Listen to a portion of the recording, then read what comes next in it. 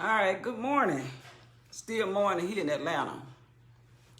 And we're getting ready to eat from Genesis chapter 30. This has been 30 days that God has allowed us to get up and get to know Him in the first 30 chapters of His written announcement, which is His Word. And everywhere I go, if I turn to the left, He's been God. As I stand where I am, He has shown Himself to be faithful. And when I go to chapter 31, I will find God there being faithful, no doubt, no doubt. All right, Genesis 30 is probably one of the busiest books that I've read so far. It's a lot going on. I mean, a lot. It's a lot. It's got quite a few verses,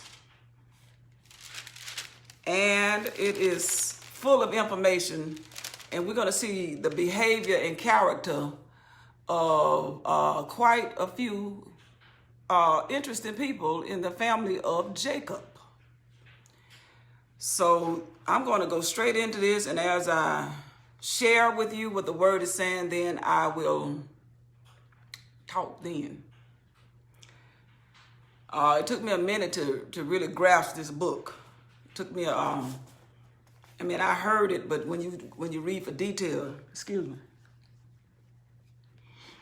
when you read for details, it's different than just scanning and reading and studying and actually trying to get a good understanding about what this means and what this means. I mean, I even watch videos trying to understand some of the some nature videos, because I wanted to understand something that we're going to talk about today. So, background. Right here, we have Jacob, the 29th chapter. It went on and said Jacob had gotten to Laban's house, and that's his uncle. And sometimes you will hear him refer to himself as his brother, or Laban would refer to Jacob as his brother. And Jacob wanted to marry the girl that he saw that was beautiful, and her name was Rachel. And he asked Laban, her dad, if he could marry her, and he said, yeah. Mm-hmm. But after he threw a big feast about the occasion, Jacob woke up the next morning, having been married, having slept with the older sister, and he wasn't too happy, so he went to his father-in-law now, and he asked him, so what's up with that? And he told him, he said, well, it's the law here in our side of town is that you don't marry the younger before the older has been taken. And so he said, I had to obey the law. And with that being said, I know you won't, I see that you don't want my tender-eyed daughter. I mean, you don't. Is she yours now? But you want the beautiful daughter, but in order to get her, you got to, just go and stay with, Leah. And tender-eyed, I didn't say teary-eyed, tender-eyed. Maybe tender-eyed means that her eyes were always in watery eyes. Something was about her eyes that was tender. So could it be that she was water-eyed? Every time you look up, she was doing this right here. Because her eyes might have been just tender, might have been kind of sensitive. I had asked God, what did that mean? Because I got a lot of people, Caucasian people that I heard this one guy say, he said it meant they say she was blue-eyed.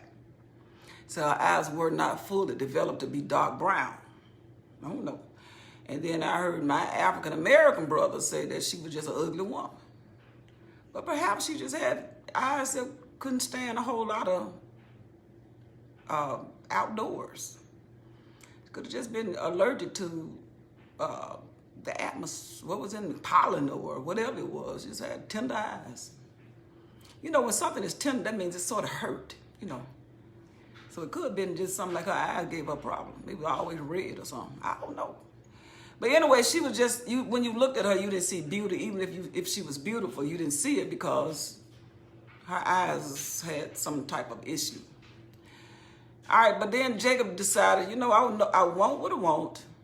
I understand you had to obey the law, and you gave me your oldest daughter, which you could have told me that initially, but you didn't. But I know because, you my uncle. I'm kind of like you. I get it.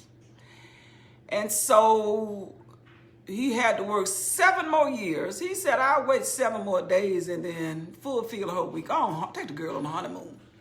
Get your mind off this one right here. She'll be back. She'll be here when you get back. And then you're going to have to give me 7 more years. Because you thought of the 7 years at first. And I'm just letting you know, if you want this daughter, you're going to have to give me 7 more. Total of 14 years for my daughters. All right, and so when Jacob did marry they both became his wife, rather. Anyway, Leah, she got pregnant 1, 2, 3, 4 times. And Rachel, the one he loved that was beautiful, was she couldn't have any babies. Well, she did not have any as of yet. So we walk into the 30th chapter and we see Rachel kind of got Jacob backed up in a corner. And when Rachel saw that she bare Jacob no children, chapter 30. And when Rachel saw that she bare Jacob no children, Rachel envied her sister, in other words, and said unto Jacob, give me children or else I die.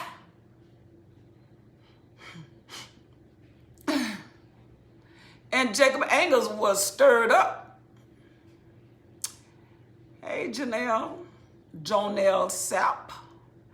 And Jacob's anger was kindled against Rachel. In other words, she had put some wood in the fire. And Jacob's anger was kindled against Rachel. This time I ain't mad at your daddy. I'm looking at you, girl. And Jacob's anger was kindled against Rachel, and he said, am I God? Am I? He said, am I in God's stead, who hath withheld from you the fruit of the womb? Am I? Do you think I have control over what goes in? What goes? What? Do you think I can give you a baby because I got the power to do so? And she said, behold, my maid Bilhah. I've been thinking, Jacob. I got this young girl, my maid. Well, I think she was young. And I meant to look that up, but and she said, behold, my maid Bilhah, go into her, and she shall bear upon my knees, that I may also have children by her. I'm gonna rock a baby by her. You go into her, I give you permission, take my maid and go into her. And she gave him Bilhah, her handmaid, to wife. And Jacob did what she said. His anger was not kindled. He did exactly what she said. He went into her. And Bilhah conceived. I don't know how that happened, but she conceived and bare Jacob a son.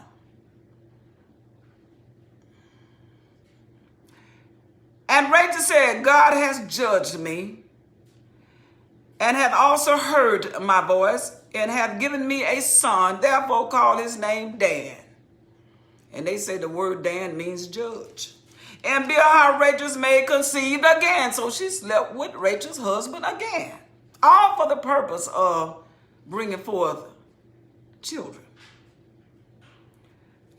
I was just wondering, if God was to come from an angle of talking about this young girl and who she had to become in order to fulfill Rachel's request as sleeping with her husband, I wonder what her angle would have been had she had a voice. But evidently she didn't have a voice because she's not speaking. She just obeying. And Rachel said, God has judged me and has heard my voice and has given me a son. Therefore call his name Dan. And Bilhah, Rachel's maid, conceived again and bare Jacob a second son. And Rachel said, with great wrestling, have I wrestled with my sister. I was tired of her. And I have prevailed. I won. And she called his name Naphtali. So that means wrestling. She wrestled with her sister. I didn't get this easy. When Leah's, now the other daughter, the other wife, Laban's other oldest daughter, the one that Jacob married because he had to go under the law. And when Leah saw that okay, let's see what she doing. When Leah saw that she had left Bear, in other words, she said, I ain't having no more babies. How she know that? She must have been still sleeping with Jacob. More than just giving babies, huh? She said, I ain't getting pregnant no more. When Leah saw that she had left Bear, she took Zilpah, her maid, oh, it's a fight now, and gave her Jacob to wife. And said, I need you to sleep with my maid. And Zilpah, Leah's maid, bare Jacob a son. And Leah said, a troop comes, and she called his name Gad. And Zilpah, Leah's maid, bare Jacob a second son. So now we got 2. Now Leah already got 4. That's the law that he married by law. That's the wife he married by saying, Daddy, so this is the law. You supposed to marry the old girl first. She has 4. Now Rachel has 2 given to her by her maid. They actually belong to Rachel by law. And then Leah said, well, I got my maid up here. Now she has given them 2 more. So that's 8 sons that Jacob has given to. He has 8 sons now. And Leah said, happy am I, for the daughter will call me blessed. And she called his name Asher. Now, like I said, I was just wondering what these young girls were saying on the side. Oh, he come again. Oh, okay. All right. And Reuben went in the days of wheat harvest during that time and found mandrakes in the field and brought them unto his mother Leah. Then Rachel said to Leah, give me, I pray thee, your son's mandrakes. Now I stopped to look up that mandrake to find out what was it that Rachel wanted so badly from her sister, in which her son brought to her. I said, what is that mandrake? So sometimes you just got to stop, study, and get an understanding. Now, what I got was that a mandrake was a plant, and it was, when it grows into a human form. That's the part I read. And I looked at some pictures of it, and they claim to be pictures that really are images of the form of a body, a head. You just have to go online and look at it. And then I heard somebody who knows more about this than I do, and he said that it was used sometime for fertility. And Rachel thought, if I just get that, you don't really need it. Your son brought it to you. He doesn't know what the manner of plant that is. Let me have it, and let's see what happened. She wanted mandrakes.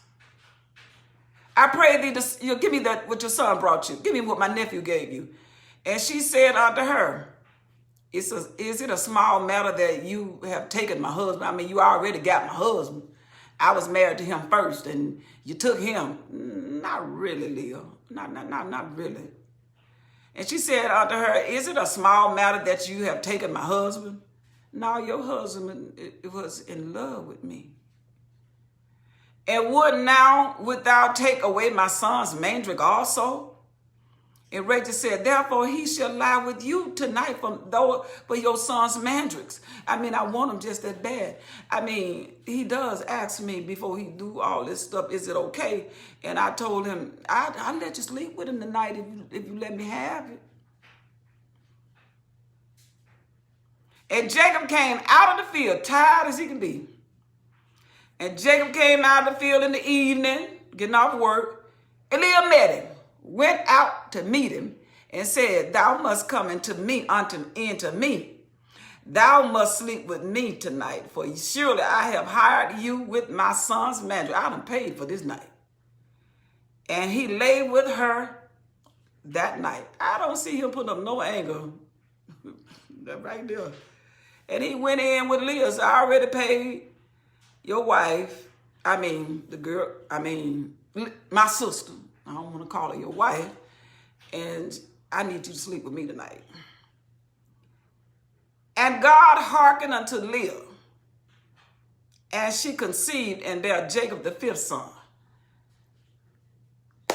That part right there got my attention. She slept with him. She slept with him. She slept with him. She slept with him. And the Lord hearkened unto the first wife, Leah. And she conceived and bare Jacob the 5th son. Don't count God foolish. Let's walk with him. And Leah said, God has given me my hire, because I have given my maiden to my husband. And Leah said, God has given me my hire, because I have given my maiden to my husband. And she called his name Issachar. And Leah said, God has given me my hire, because I have given my maiden to my husband. And she called his name Issachar. He said, I thought I was done. And then when I thought I was done, I let my maid sleep with him. But the Lord has given me my hire. Has rewarded me or allowed me to be a mother again. And Leah conceived again. Jacob slept with her again, and bare Jacob the 6th son. And Leah said again, and Leah spoke again and said, God has endued me with a good dowry. In other words, I ain't nothing to play with. Now will my husband dwell with me, because I have borne him 6 sons. And she called his name Zebulon. I got to get my glasses. She said, now I know I got this man now. Actually, how many children I got with him now? I got 8 sons. Well, I had 6, and then my maid had 2. I collected 8. And afterwards, she bare a daughter, and called her name Dinah. All right, so Leah thought, now I finally got a plan. This man laid with me laid with me more than 6 times. But anyway, I have 6 sons, and then my girls got 2. I got 8. Surely this man loves me now. And let's just talk about this.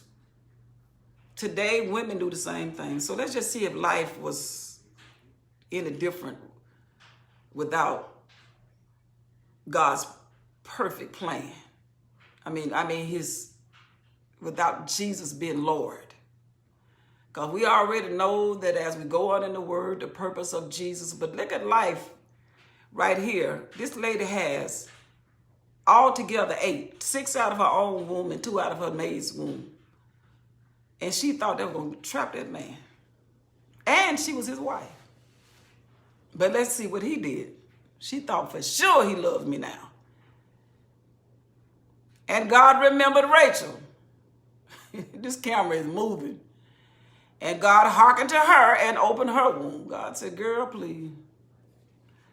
He went back to the woman that he loved and said, and she conceived and bare a son and said, God has taken away my reproach. No longer will I be looked upon as a woman without child. And she called his name Joseph, and said, not only did she give him a name, the Lord shall add to me another son. Now she spoke this, and she claimed them first 2. And now she's saying the Lord has added to me another son, or what she prophesied. All I know is the Lord did not forget. God did all that he did with the other women, and now Jacob is the father of 11 sons. He may have more daughters, but this one daughter Leah spoke of. And Jacob is now the father of many. and 11 sons, you know, back then, and even now, women or girls had their place. But boys was the seed bearer. And that's why I tell my sons, when they were very young, when I told them when they were young and they thought it was funny, when they were on my knees, you know, when I get them up early in the morning and talk to them about the word of God, and I wouldn't skip a word. They were like 4 and 5 and 6 and 7.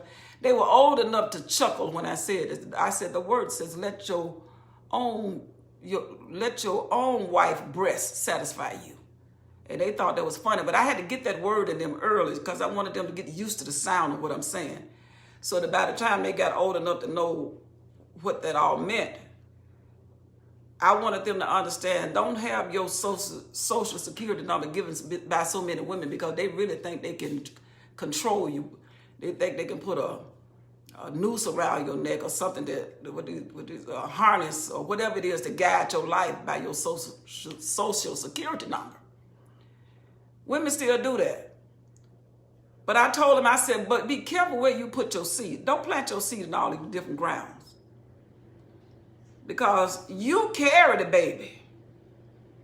You just have to have someone, you got the seed. And what you want is the right ground to plant the seed. In other words, don't put your sperm in all these different women. You got it. You carry, they carry. And then one thing we twisted that we have the baby. And then we look back at the man as if to say, this is my baby. No, we got it twisted. These baby belong to these men that has to give an account of them. Because inside of them, they've always carried the bag of seed. They look for women to put them in, then the women claim the child. But go back to the word to find out who had the seed. And whoever had the seed is the one that was responsible for what was being produced.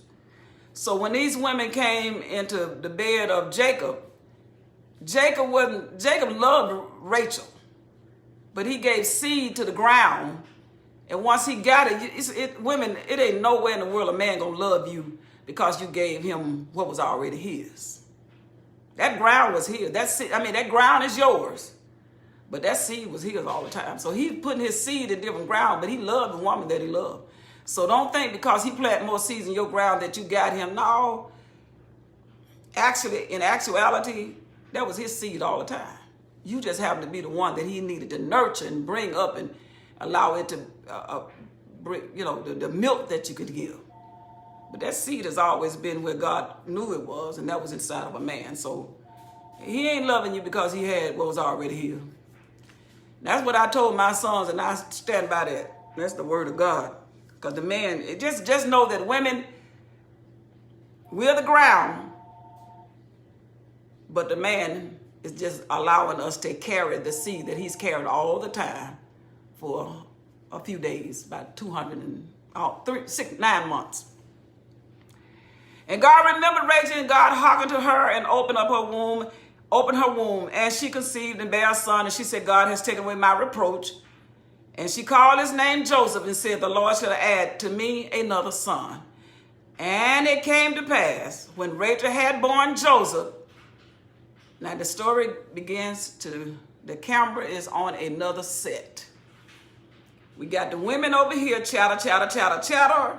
Now you hear Joseph speaks, and now he's on the stage.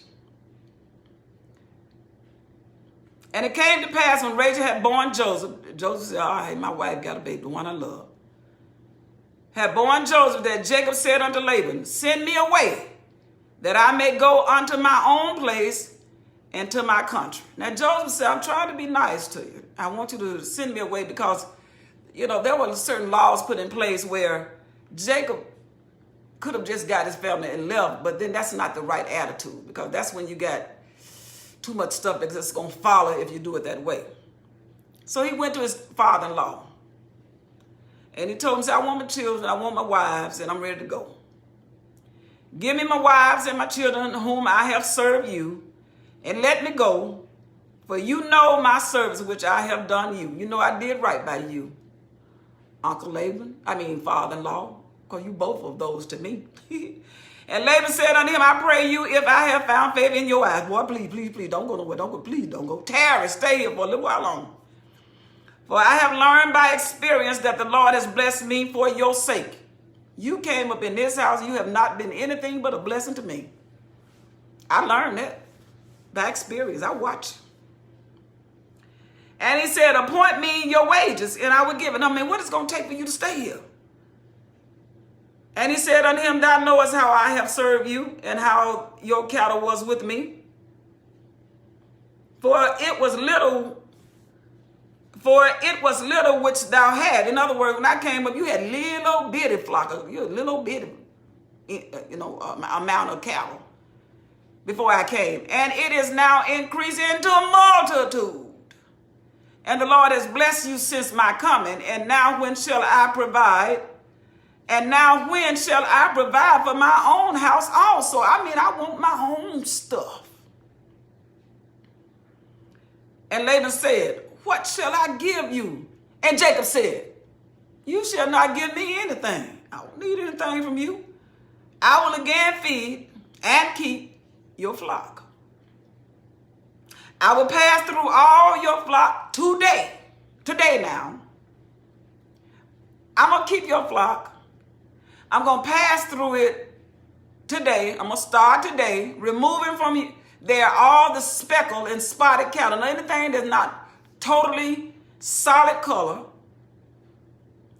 and all the brown cattle among the sheep, and the spotted and speckled among the goats, and all shall be my hire. I'm going to give you all the one that's a solid color. And I'm going to get the one that's got a little speck on. I'm just going to go through and separate those. Jacob said, I know what's out here. And in actuality, you got a lot of solid colors. And I'll take the ones that's got a little, polka dot, a little birthmarks on them. He says, so shall my righteous answer for me in time to come. And you watch me. I'm not going to take not one of them. If it's not described as I have. So shall my righteous answer, my righteousness, the integrity answer for me in time to come. You can check me out. When it shall come for my hire before your face. In other words, you will not find me to be a liar. Everyone that is not speckled and spotted among the goats and brown among the sheep, that shall be counted stolen with me. If you find anything in my cattle that is not as I have spoken, consider me a thief. I stole it. That's how serious I am. I'm ready to go. And Laban said, behold, I would it might be according to thy word. He said, okay. I like the sound of that. Son-in-law. And he removed that day. Now look at daddy, the granddaddy to some of these children. Daddy to some, and father-in-law and uncle. Look at him. Look at what he did. And he removed that day the he-goats. Now you can keep the nannies. That were ringed straight and spotted. And all the she-goats that were speckled and spotted. Oh, he got the he-goats and the she-goats. I thought he was getting, okay, my fault right there. And he got the he-goats and the she-goats was speckled and spotted, and every one that had some white in it, and all the brown among the sheep, and gave them into the hand of his sons. That man just told him, I'm going to take the ones that look like that. And this boy said, okay, I like that idea. Hey, son, get that one. See the little white, look on the inside of his leg. Yep, get him too. He looked like he all was the same color. But get that one. Yep, that's one. Get the he and the she's. Get them all. Everything that's got a birthmark on it, or a white streak on it, or some type of white dot. That boy said, you going to stay here with me if there's I'm just thinking. And he set 3 days journey between himself and Jacob. In other words, that man had so many cattle, it took 3 days for them to have, okay, this is my spot, this is your spot. 3 days. And Jacob fed the rest of Laban's flock. That's when you know God is with you. I ain't stupid. This is what you gave me? You got to understand you did this in 3 days. I've been working for you 14 years. So whatever I know you doing, I ain't stupid. Go ahead. Go on, Uncle. Go on, Uncle Laban. Do you. You ain't had that much. And the Lord increased by using my hands. And you got all that. And you think that I wasn't thinking? I didn't know. It's not written that I know you were going to do that. But I know you. But do you know me? And do you know my father? And Jacob took him rods of green poplar. Something popular. I looked that word up. And of the hazel and chestnut tree, and peeled white streaks in them. In other words, I'm going to take my knife and I'm going to peel some white streaks in them, in those sticks. He took him the rods from those trees, the green poplar, the hazel tree, and the chestnut tree, and peeled white streaks in them, and made the white appear which was in the rods. Jacob said, I know what I'm doing. And he set the rods which he had peeled before the flocks in the gutters. In other words, the cows and the goats and the sheep gonna have to drink.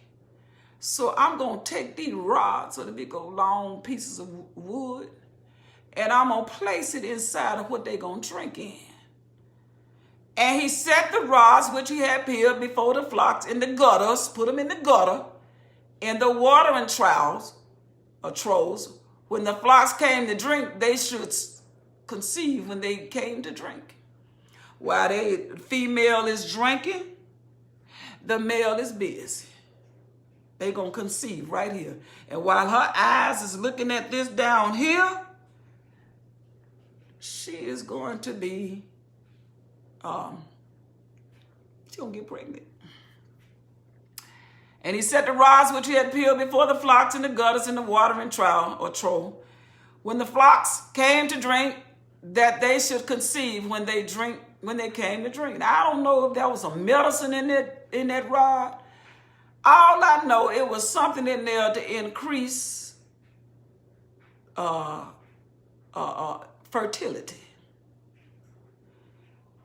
And the flocks conceived before the rod. Jacob said it, he thought it, and it came to pass. And brought forth cattle, ring-streaked, speckled, and spotted. Now, how did that happen? I don't know how that happened. I did a lot of looking. I even said today, when I went in, I said, okay, let's see, can they do that today? I always understand that whatever they did back then, we think we're smarter than back in the day. I don't know if that'd be true. Because whatever he thought and it came to pass, it did. And so somebody said, oh, these ain't nothing but fairy tale. Well, they're the best fairy tales ever been written. No, it's not a fairy tale, because you can't tell me how God took the dust and blew in the nostril of a man and said, you be man. And man said, you be a cow, you be a goat, you be a sheep, you be an ant, you be a... We don't know how God did it, but we know that it's true, because why? God testified. He telling us that's what happened. And the flocks conceived before the rods and brought forth cattle, ring-streaked, speckled, and spotted. Since you took my stuff, Uncle Laban, or father-in-law, granddaddy, how you gonna go against me? I've been doing this 14 years. I'm just, and you know the Lord is with me. And Jacob did separate the lambs. He said, I'm gonna move the lambs. Come on, little baby lamb, you get over here. And he set faces on the flock toward the ring-streak. In other words, the flock that was still can be busy drinking while the bull and the heifer mate. And he set the faces of the flocks toward the ring-streak, and all the brown in the flock of Laban. He said, I'm going to put Laban, your stuff over here, and I'm going to set the little lambs over here, and everybody else going to be busy. And Jacob did separate the lambs and set the faces of the flocks toward the ring-streak, and all the brown in the flocks of Laban. And he put his own flocks by themselves, and put them not unto Laban's cattle. In other words, I'm keeping my word.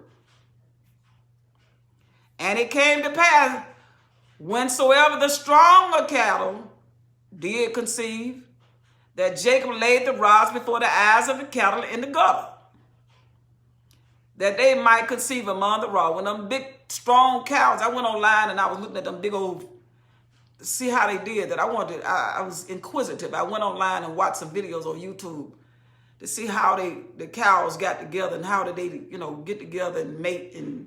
And I saw all of that. Very interesting. And just trying to find out as much as I could to kind of see this thing off the page. And I saw some strong cows. The cows that he already know. Now, this going to be some good steak right here. The muscle. They shaved that fur or that hair off the cow, and then you saw that thick, what they have in the grocery stores. Different slices of that thing. You could see the muscle in the cow leg. So when Jacob saw those big, strong cows like that, he said, that's mine. But when the cattle were feeble, he put them not. He said, oh, no, and then you have no baby. I ain't letting y'all drink out there. I ain't putting my rods in there. You feeble too? You old? Oh, yeah. What you trying to say, brother? I'm trying to say that the Lord has a place.